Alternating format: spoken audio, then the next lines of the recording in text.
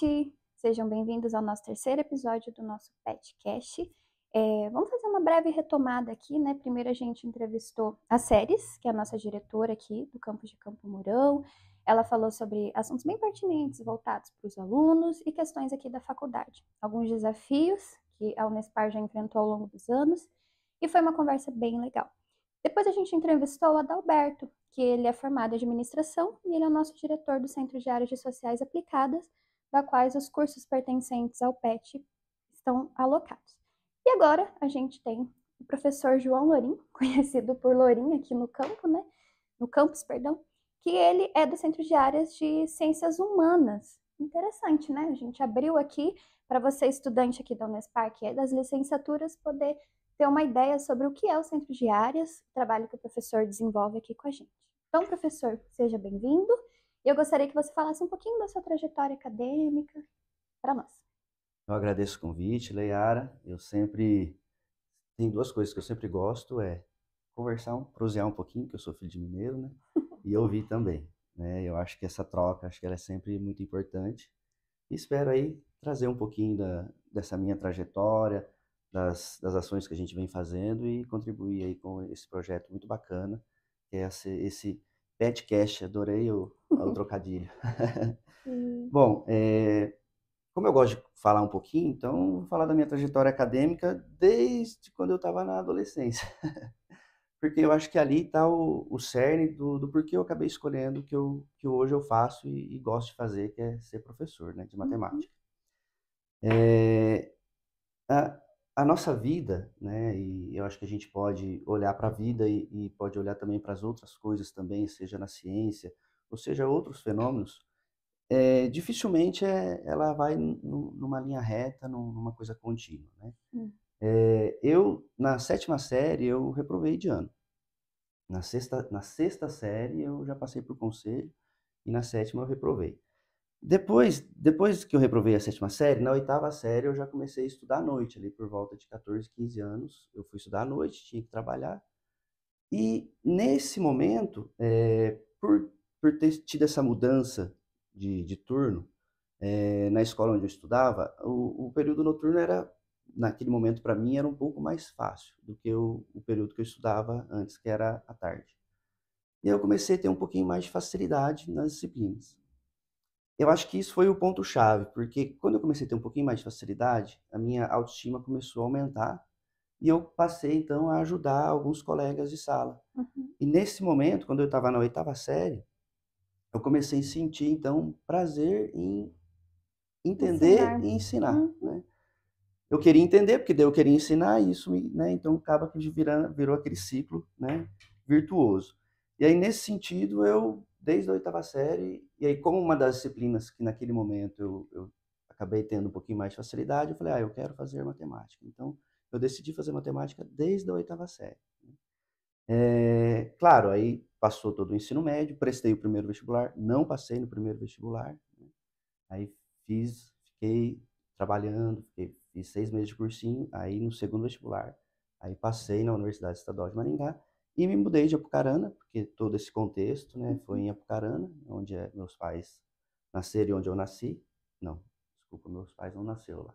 Minha mãe é mineira, meu pai é paulista, quase mineiro, Que legal. que fica quase na divisa. Sim. E aí eu me mudei para Maringá, isso em 1999, quando eu entrei na graduação de matemática. Aí na minha graduação, eu pude experimentar tudo que a universidade Viveu a universidade.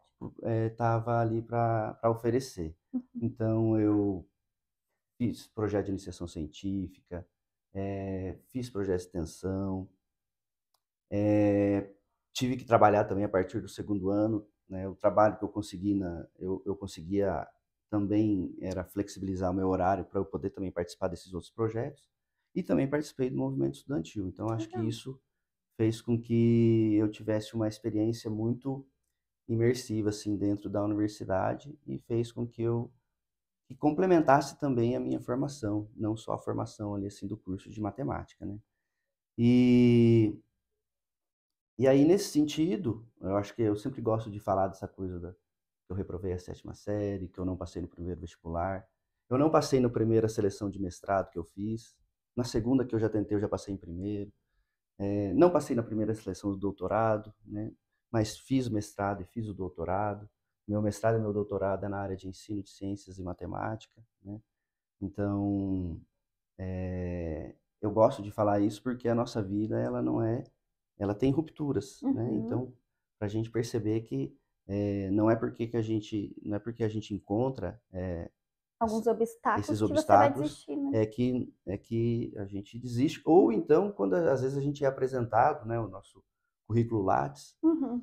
aí lá, Famoso tá lá, currículo lá. aparece só lá, você é doutor tal coisa, publica tal coisa, e até tem um ditado engraçado que fala, você vê as pingas que eu bebo, mas não vê os tombos que eu levo, né? Então, Sim. no currículo Lattes está as pingas que eu bebo, mas os tombos que a gente leva não Melhor não pôr aparece. lá, né? Deixa, deixa no off. É, Mas tudo serve para agregar, né? claro, E se desafiar cada vez mais, né? exatamente. Que bom que você não desistiu, poder estar aqui não dispara agora.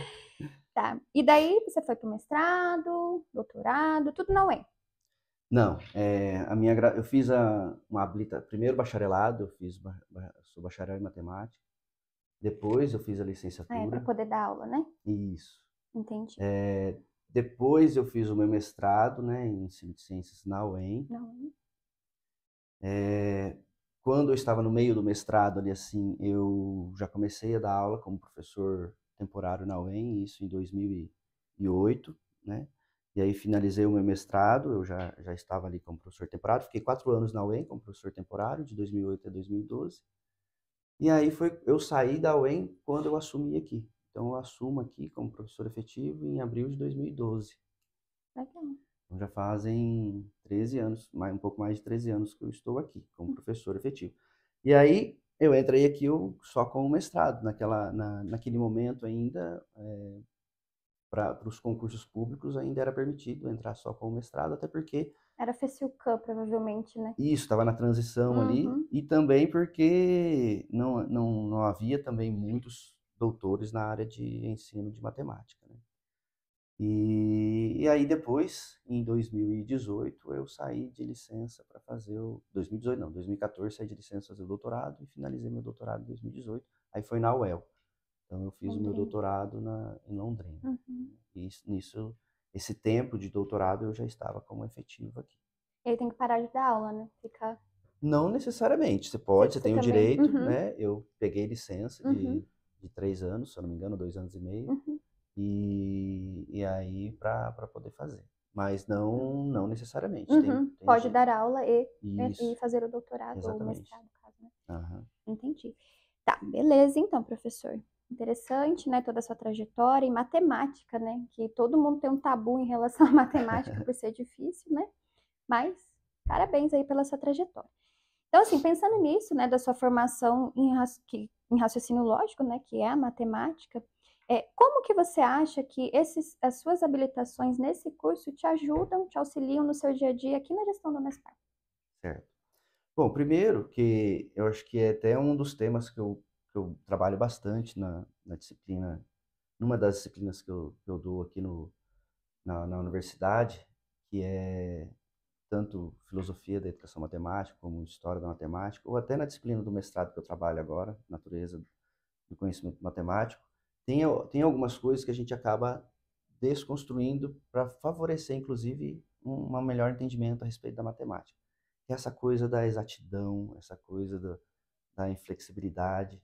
É, Da dificuldade, né? Que é é difícil. que, para ser mais, vamos dizer assim, mais geral, para mim toda ciência é humana, Sim. né? Então, Ela é feita a por. matemática é uma ciência humana, né? Uhum. Então, é claro que ela tem algumas especificidades, assim como toda ciência tem especificidade, mas não é por conta disso que ela não deixa de ser uma ciência humana. Então, ela está muito mais próxima, ela conversa muito com todas as áreas do que a gente imagina, né? Então, não é, vamos dizer assim, isso não foi um empecilho ou não era um distanciamento de eu vir de uma área chamada de exata para fazer um trabalho de gestão, né? Voltada para a parte humana, né? Isso, exatamente. E aí, o raciocínio lógico, isso não é uma característica quem faz matemática, mas é uma característica de todos nós utilizamos raciocínio lógico, né?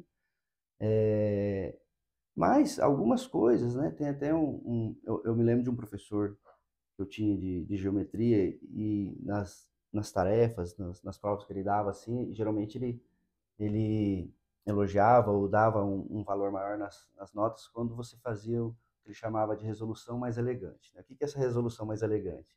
É que às vezes você resolveu um determinado problema com um menor número de passos. Então, talvez a simplificação, a, a objetividade e o processo mais simples, ele torna aquilo mais elegante. Então, eu tento trazer um pouco isso também para as minhas ações de gestão. Se é possível a gente minimizar, otimizar, né, fazer um processo um pouco mais simplificado para resolver a situação, acho que fica melhor para todo mundo. Lembrando que não é um único método, né? Pode ter outros, né? Eu acho que é isso que é importante, né? Então, essa flexibilidade, entender que existem outras maneiras também de se resolver um problema, eu acho que é importante quando a gente está lidando com a gestão, né? Acho que é isso. É assim que você se encontrou, né? Você, digamos assim, você estruturou o seu trabalho, mas não significa que não tenha outras formas e que você se adapte a elas. Exatamente. Está aberto. Exatamente. Eu acho que é muito isso, assim, a gente entender essa pluralidade de ideias e de ações, né? Então, de perspectiva. Então, aliás, é muito bom que seja assim, né? Deveria ser sempre assim, né? Exatamente. Legal. E assim, quando que você percebeu que na sua carreira ela seria levada para esse caminho de gestão, para além da sala de aula, né, e pesquisa nas áreas aí que você é? Certo. Veja, de gestão mesmo, oficial, eu assumi um cargo logo que eu terminei o doutorado, eu assumi um cargo, 2018, né? 2018, em abril de 2018 eu assumi um cargo na Prograde. Mas antes disso, mesmo logo quando eu entrei aqui na Unespar, eu já comecei a participar de conselhos, né? Eu fui conselheiro de centro, depois eu fui conselheiro no Conselho Universitário, no COU, né? E isso vai dando também, vai fazendo a gente participar de outras instâncias da universidade, que não necessariamente é só a pesquisa, só a extensão. Quando eu falo só, não é o só de pouca coisa, mas né, Tem restrito outras áreas, a né? extensão, restrito à pesquisa ou o ensino, né? Então, a universidade, ela propicia para todos os professores esses espaços também, né, de discussão, e isso vai fazendo com que você tenha, né, vai aprendendo com o tempo, né, e decidindo, e as próprias reuniões também de colegiados que os professores têm que participar são espaços de gestão, né? Então, e aí quando eu finalizo o doutorado, eu assumo um cargo, né, na Prograde, fiquei 6 meses num cargo de chefia e depois acabei assumindo também na própria Prograde o cargo da diretoria de ensino, e aí eu fiquei até o final daquela gestão. E aí, eu acho que eu percebi que acho que daria certo essa coisa de também ficar um pouco na gestão, porque foi me passada uma tarefa lá quando eu assumi a diretoria de ensino. Naquele momento ali, assim, a Unespar, ela, né, estava no início da caminhada, ainda somos, né, uma universidade muito nova, mas a gente, no momento, a gente tinha 70 cursos e mais de 30 cursos estava com renovação de reconhecimento atrasada no Conselho Estadual. E uma das tarefas minhas era, ó, você tem que regularizar todos esses cursos que estão com a renovação atrasada, né? Burocracia também faz parte da gestão, né? Exatamente. E aí, no final dos meus 2 anos ali do cargo, eu consegui entregar, passar, né, para a próxima gestão, todos os cursos da universidade Organizativo. em dia com a renovação de reconhecimento. Então, eu acho que isso, né, me fez pensar assim, eu acho que eu consigo me organizar sem abandonar a pesquisa, sem abandonar o ensino, sem abandonar as outras instâncias, as outras possibilidades que a universidade nos proporciona, eu também consigo lidar um pouco com a gestão e depois disso, né, agora estou no meu 4º ano aí na direção de centro. Direção de centro. Legal. Interessante. E agora, assim, falando um pouquinho sobre a sua função atual no centro de áreas, né? Especialmente para os calouros, né? Pode ser do curso de matemática, pedagogia, a gente está falando mais das licenciaturas hoje, né? De que forma você acha que o Centro de Áreas de Ciências Humanas ele atua dentro do papel da universidade? Assim? Qual a importância dele aqui para os nossos alunos? Bom, o centro de área, ele tem ele é responsável pela organização administrativa e didático-pedagógica dos cursos, né? Então, o CCHE, no qual eu sou o diretor, tem o curso de pedagogia, tem o curso de matemática, tem o curso de letras, tem o curso de geografia, tanto bacharelado quanto licenciatura, História. e tem o curso de história. Então, além desses cursos de graduação, nós temos também o mestrado em educação matemática, nós temos o mestrado em sociedade e desenvolvimento, nós temos o mestrado profissional em história, o mestrado em história pública, né? E também o mestrado em rede de educação inclusiva, né? E também o doutorado em Prof. História, né? O nosso primeiro doutorado que a gente tem na Unespar. Então, ou seja, são todos esses cursos no qual o centro acaba abarcando e fazendo as discussões didático-pedagógicas, né? Uhum. E, para além disso, todos os projetos, seja de extensão, seja de pesquisa, que os professores elaboram, acaba vindo fazer essa discussão e homologação no centro.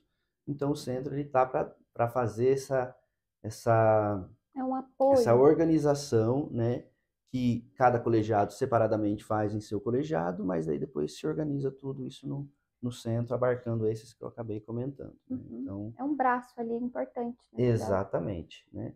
E eu acho que qualquer discussão que impacta, né, a vida dos estudantes, seja mudança de currículo, é, ações em conjunto, isso tudo pelo passa centro. pelo centro. É bem importante, né? E às vezes a gente desconhece, né? Os dois centros, tanto o nosso de Ciências Sociais Aplicadas, quanto... Porque a gente fica mais ali na graduação, né? Quando você vai para a gestão, que você identifica essas outras áreas, né? Interessante trazer para o pessoal, né? Exatamente. É, beleza, então, professor. E assim, você acha, assim, uma das grandes discussões na academia hoje é a Sim. interdisciplinaridade. Você falou um pouquinho lá atrás, né? Que Uhum. te ajuda na questão da gestão. Então, assim, a gente vendo a sua própria trajetória, né? Você acredita que esse espaço ele pode criar pontos e projetos entre os cursos, tipo de humanas, exatas, desmistificar que um é uma coisa, o outro é outra? Ah, deve. É, tem desde a minha graduação, eu sempre tentei falar da importância desses espaços de interlocução e de troca, né? Uhum, Tem até um, um, um jornalzinho que na época que eu estava no centro acadêmico, eu escrevi algo do tipo assim, que a gente tinha que sair um pouco daquele ritmo. Eu até fiz um paralelo com o filme Tempos Modernos, né, uhum. do Charlie Charles Chaplin, Chaplin. aquele ritmo acelerado e cada um no seu curso ali assim, estudando para suas provas, tal, e também procurar espaços de troca, né, interdisciplinar. E porque é quando a gente tem esse oportuniza esses espaços de troca, né, para as diversas áreas do conhecimento, é que daí a gente pode ter contato, né, e deve ter esse contato para que a gente saia um pouco dessa visão unidimensional, né, do mundo e a gente possa compreender todos os nuances que é essa complexidade da vida pós-moderna que a gente vive, né? Uhum, Então, o mundo, a vida, ela não está restrita ao matemático, ou ao médico ou, né, ao contador, né? Quando nós saímos ali fora do portão da universidade ou da sala de aula daquela disciplina específica, nós entramos em contato com o mundo uhum, e esse mundo ele é complexo e essa uhum. complexidade ela para esse entender humano é preciso para que a gente esses espaços de convivência é necessário para que a gente entenda e conviva bem nesse no mundo pós-moderno, né? Então, É, que até a própria universidade, ela é para pluralidade de ideias, né? Então, que exatamente. seja entre todos os cursos, né? Não existe um melhor ou que o outro. Um contribui, né? Exatamente, não, esse juízo de valor de melhor pior Uhum, não tem, a gente tem vamos que acabar. abandonar do vocabulário. É, até porque a matemática, a língua portuguesa, se você não sabe, né, fazer interpretações de texto, você não consegue interpretar um problema. Então, entre está ligado uma coisa na outra, né? Tanto as ciências exatas quanto a humana, de certa forma. A parte da história, né, também para a gente entender os contextos, né, que a gente vive. Então, todas são importantes, né? Sim, né? Essa separação que nós fazemos disciplinar, ela é muito recente. Sim. né? Em outros momentos a gente não tinha essa separação que é filosofia, matemática, Uhum. linguagem, e assim, então a gente tem que tratar que é conhecimento, Sim. né? Existe conhecimento e existem modos da gente explicar os fenômenos, Sim. né? E todos eles são importantes. Acho que um exemplo interessante de como a gente precisa de várias visões para a gente resolver um determinado fenômeno e visões distintas, a gente pode pegar, por exemplo, a pandemia, né? A gente então tinha um matemático trabalhando com modelos para tentar desenvolver entender a curva, como estava sendo a doença, eram biólogos, eram bioquímicos, eram sociólogos, eram psicólogos.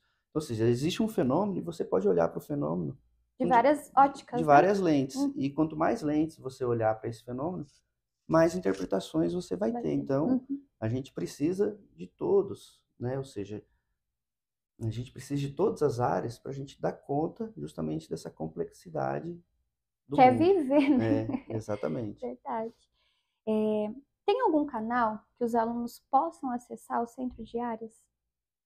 Ou é Tem. pelo professor, ou é pelo colegiado? Olha, já chegou a mim, assim, por intermédio de coordenador, já chegou contato direto por e-mail, por Uhum. mensagem de aplicativo, indo direto lá na sala do É centro, bem do aberto. setor. Então tem vários canais, mas também tem um canal de representação dos Uhum. estudantes que é muito interessante, que é no próprio conselho de centro, Uhum. né? Então, como o centro, né, formado por todos esses cursos que eu já comentei, cada coordenador de curso participa desse conselho e também cada curso indica mais um representante além do coordenador. E os estudantes têm direito também a uma representação. Inclusive, essa representação vai poder ser indicada agora, nesse ano. Vai ter um momento que vocês vão poder fazer a indicação, se eu não me engano, vai ser em setembro, e aí o próprio centro ganha daí essa representação do estudante por 2 anos, né? Que é um canal Então, mais fácil de conversar daí. é um dos canais, Uhum. né? Um dos canais que vocês vão ter direito, inclusive, para participar daí das discussões do Uhum. conselho. Então, tanto no CCSA quanto no CCHE, Uhum. os estudantes eles podem participar desse conselho. Entendi. Interessante. E assim, pensando no futuro, né? Hoje Né? você é nosso diretor aqui do Centro de Áreas de Ciências Humanas. Você tem pretensão de continuar nesse cargo? Tem outras pretensões? Porque acho que esse ano tem eleição para o Centro de Áreas, né? Isso, Cada 2 anos cada muda? 2 anos, Uhum. esse ano eu finalizo a minha segunda gestão, Uhum. né? E até pela própria, vamos dizer assim, oxigenação do processo, o máximo que se permite ficar é 4 4 anos. anos mesmo, né? Uhum. Então, eu finalizo minha gestão agora no centro, né? Estou encampando vários outros projetos, né? Atualmente, eu sou o representante da Unespar na, na SET para a gente está constituindo o que vai se chamar a Universidade Indígena. Legal. Então, nós aprovamos já internamente na Unespar o curso intercultural indígena de matemática, Legal. e agora a gente vai fazer uma readequação nesse curso, e a previsão é que no início do ano que vem se comece esse curso em Manuel Ribas, e é um projeto em conjunto com todas as outras universidades estaduais. Então, a Uhum. Unespar é responsável pelo curso de matemática, e eu estou na coordenação da constituição desse curso. Uhum. A UEM vai ficar responsável pelo curso de História, a UEPG de Letras, a UNOeste de Pedagogia, a Unicentro também Pedagogia, enfim. Então, vão se reunir todas as universidades e nesse local lá em Manuel Ribas vai se constituir, então, essa chamada Universidade Indígena para a Formação de Professores. Legal. Então, esse é um dos projetos. Tem várias outras possibilidades também, né? Eu estou também no programa de pós-graduação, né, do mestrado. Espero que com a nota que saia, na próxima nota que saia, a gente encaminhe o projeto de doutorado, né, de Legal. educação matemática, Uhum. né? Então, é uma coisa aí que o colegiado de matemática está esperando bastante. E, enfim, e tenho propostas de pós-doutorado também, mas Uma uma coisinha. coisinha de cada vez. Como eu já disse, né? Sou filho de mineiro, vamos Vai devagarzinho, devagarzinho. comendo pelas beiradas. Atualmente, então, você não dá aula assim na graduação. por conta do meu cargo de Sim. gestão, Uhum. a minha carga horária Permite ser restrição. fica reduzido, Uhum. né? Mas tenho, No mestrado, né. eu faço orientações também de TCC, orientação de estágio, então assim, sempre atrelado a alguma coisa Uhum. também na, Na na graduação. graduação, Uhum. oriento iniciação científica, então perder esse vínculo não é muito adequado mesmo, Uhum. então eu sempre tento manter o vínculo, mesmo estando nos Uhum. cargos de gestão. Uhum. É interessante, né. Isso assim, o mundo ele está em constante transformação, né, com novas tecnologias, debates sociais e desafios para o mercado de trabalho. Como que o senhor enxerga a preparação dos nossos alunos de humanas para esse futuro? E como que o centro de áreas ele poderia ajudar na formação desses profissionais que sejam não apenas competentes, mas eles também sejam críticos e adaptáveis a esse cenário? Certo. Veja, eh, quando a gente está aqui na universidade, eu sempre comento um pouco isso também com os alunos. Tem uma metáfora utilizada por um, um autor, que ele fala, quando a gente está aqui discutindo, né, seja a nossa ação na sala de aula ou, no caso de vocês, a ação de vocês depois no mercado de trabalho, a gente está como se a gente estivesse numa planície, né, num lugar alto, relativamente controlável, né, e ali a gente começa a fazer as previsões do que pode acontecer. E quando a gente vai, de fato, para executar essas ações, né, a gente se encontra como se fosse num pântano, né, e nesse pântano pode surgir coisas ali, assim, que são inesperados, Sim. né, e a gente tem que estar preparado para esse pântano. Não preparado para saber tudo que vai emergir, porque a gente não vai saber tudo que vai emergir, Uhum. mas sim para ter a resiliência e saber que a surpresa vai existir. Como que a gente vai lidar com essa surpresa, né? Uhum. Então não é ter as respostas já para tudo, mas sim saber que você vai ter que repensar, vai ter que refletir, às vezes vai ter que falar: "Ó, nesse momento agora eu não sei", e depois repensar, né. Eu acho que essa resiliência ela é muito importante para que a gente não caia naquilo que às vezes muitos falam assim: "Ah, uma coisa é a teoria, outra coisa é a É a prática. prática. A Uhum. universidade está encastelada, a realidade é outra". Acho que aqui a gente já tem que fazer essa discussão Uhum. que a gente não consegue reproduzir aqui na universidade o que é de fato o trabalho, porque aqui é o momento de aprendizagem. Então, não é descaracterizar e nem dar um valor maior a um ou ao outro, mas sim saber que a natureza desses espaços são distintos e que aqui a gente está numa preparação para chegar lá, a gente não tenha esse baque, né, e falar, olha, eu não fui, vamos dizer assim, avisado que Que seria assim. seria diferente, né? Então Uhum. a gente tem que estar sempre Prontos para os pronto para desafios, esses né. desafios, exatamente. E assim, o centro de área ele poderia ajudar nessa formação? De que forma, assim, que você consegue ver que é Olha, possível? eu acho que a nossa capacidade, a gente tem que sempre afiar o nosso bisturi crítico, né? Sim. A gente tem que sempre se precaver de não cair num certo dogmatismo, né? A gente não tem que ter uma visão de que o conhecimento é um conhecimento meramente aditivo, né? A gente tem que tá pronto para aprender coisas novas, né? Tem que estar pronto para lidar com as divergências. Desconstruir coisas que às vezes a gente tinha convicção de que era aquilo e não é mais. Exatamente, desconstruir as nossas crenças, os Uhum. nossos, né, slogans. Eu trabalho muito isso, principalmente na matemática, né? Porque nós temos uma visão muito, nós somos formados com uma visão muito, eh, vamos dizer assim, estática da matemática, né? 2 mais 2 é sempre Números. 4, Uhum. né? O que é certo. Uhum. E, e mesmo na matemática as coisas não são assim, né? Sim.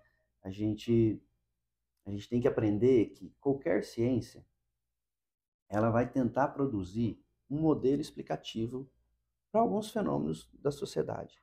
Seja ele fenômeno social, aí o sociólogo vai produzir modelo, seja ele fenômeno psicológico, o psicólogo vai tentar produzir modelo, seja qualquer tipo de fenômeno. E o matemático não é diferente. Então, nesse sentido, nós todos tentamos olhar para os fenômenos e produzir modelos, mas nunca é o próprio fenômeno, né?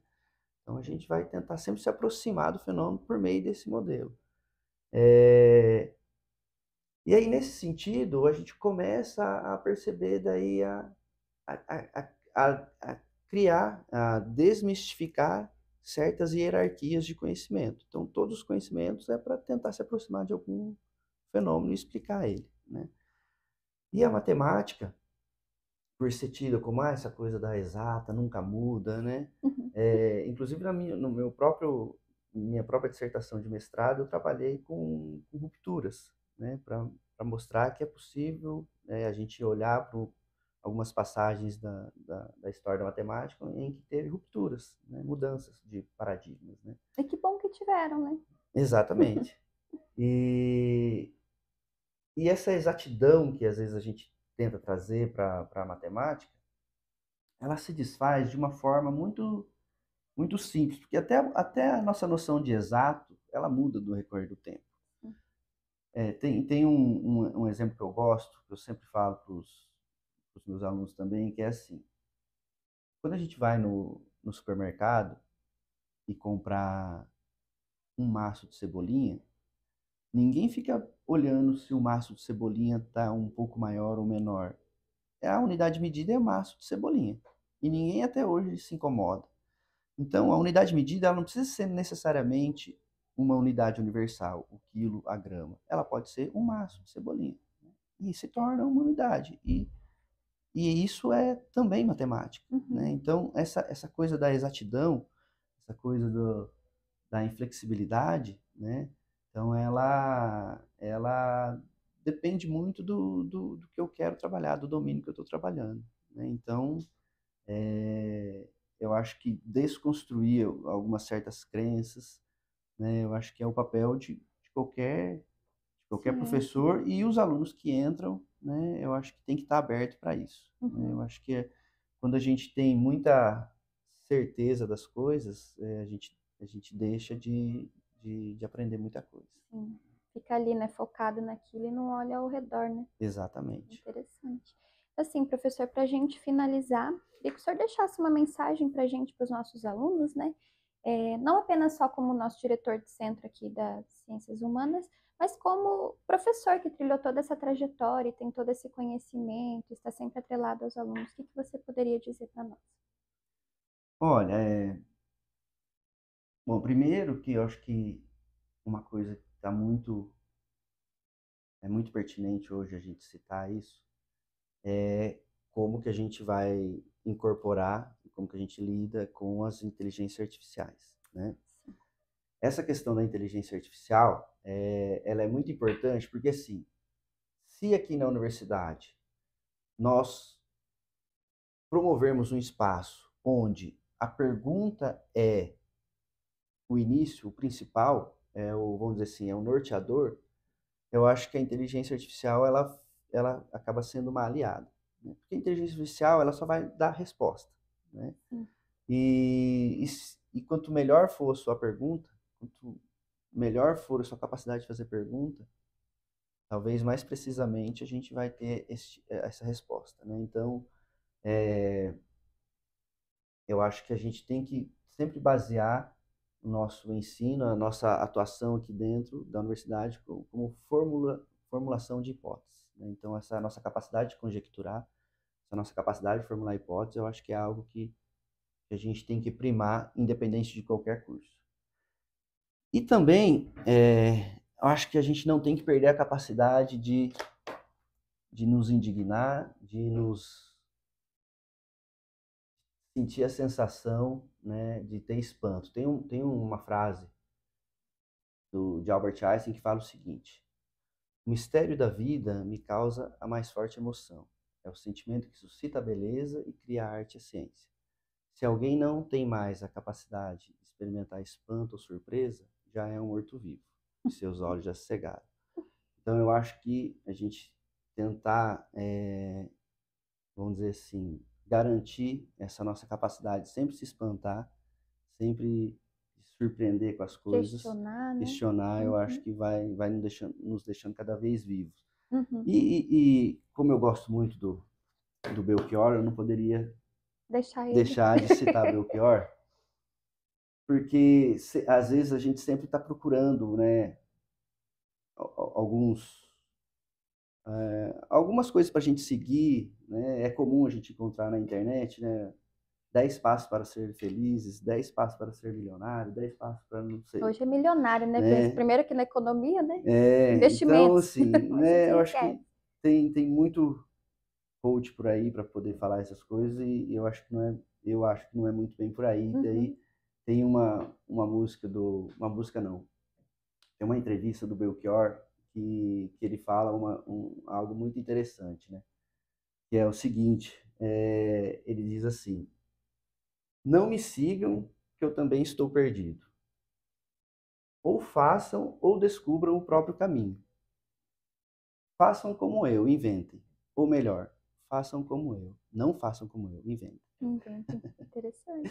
Então, acho que é muito por aí. Então, não existe uma fórmula certa, não Pronto, existe acabado e aquilo, né? uma receitinha. Eu acho que a gente tem que procurar. A gente tem que, claro, ter essa nossa capacidade de se indignar, de buscar, de formular, mas é o nosso caminho e a gente tem que procurar, cada um procurar o seu caminho. Não existe uma fórmula pronta. Uhum. Legal, professor. Então, a gente já está no finalzinho aqui da nossa entrevista. Queria te agradecer pelas suas contribuições, pela participação aqui. Tenho certeza que foi muito rico a nossa conversa, né? E dizer que se você aí não assistiu os outros episódios com as séries, com o Adalberto, tá lá no nosso YouTube, também tá na nossa página do Petcast. Procura a gente lá, segue a gente. Mais uma vez, obrigada, professor. Eu que agradeço, Leiara, e parabéns para vocês por esse projeto maravilhoso.